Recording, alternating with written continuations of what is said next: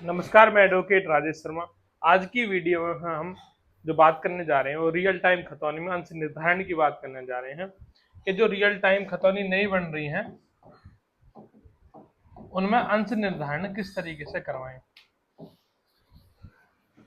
आपने किसी खतौनी में क्या खरीदी है? जमीन खरीदी है और उस जमीन में जो सहखातेदार हैं सारे के सारे, मान लीजिए चार सहखातेदार है और उनके बीच में जमीन जो है 9860 हेक्टेयर उस पर शो हो रही है।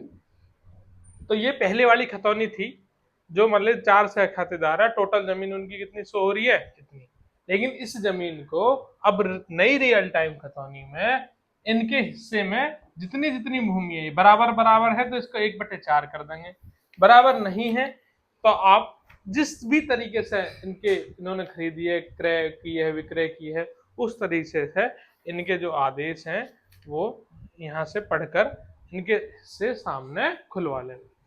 बहुत सारी आदेश हैं जिनमें खतौनी है जिनमें ये सब नहीं हो पा रहा है कि भैया अंश ही निर्धारण नहीं है और अंश निर्धारण होने की वजह से जो दाखिल खारिज है, जो म्यूटेशन है, वो खतौनी पर नहीं चढ़ पा रहा। तो म्यूटेशन होने के बाद भी खतौनी पर नहीं चढ़ पा रहा अंश निर्धारण होने की वजह से, या कोई आदेश है या कोई सहखातेदार की मृत्यु हुई है इसमें और उसके वारिस चढ़ने हैं, तो वारिस RC9 की जो फाइल आपने डाली वो भी क्या होगी? रद्द। उसमें क्या लिखा हुआ है कि अंश निर्धारण नहीं है।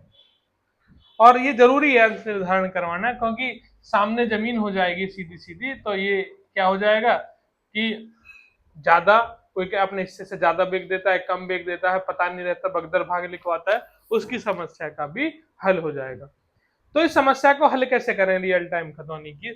इस समस्या को आप हल कर सकते हैं। पहले 3 खतौनी निकलवाएं, पिछले खतौनी निकलवाएं इनकी, और कोशिश करें 3 खतौनी तो अवश्य निकलवा लें। 3 खतौनी से पकड़ में आ जाएंगी चीजें।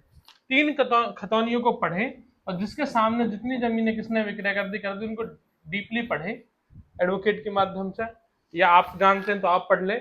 पढ़ने के बाद अंश निर्धारित करवाएं, पिछली 3 खतौनी निकलवाएं और कोशिश करें मूल खातेदार तक पहुंचने की। जमीन में मूल खातेदार कौन थे, तो जब ये आपने मूल खातेदार पकड़ लिए तो आपको आसानी हो जाएगी अंश निर्धारण करवाने में।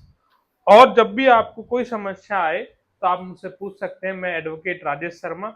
आपको अंश निर्धारण, म्यूटेशन चढ़वाने में या किसी भी तरीके की समस्या आती है तो आप, मेरा नंबर गिवन है स्क्रीन पर, आप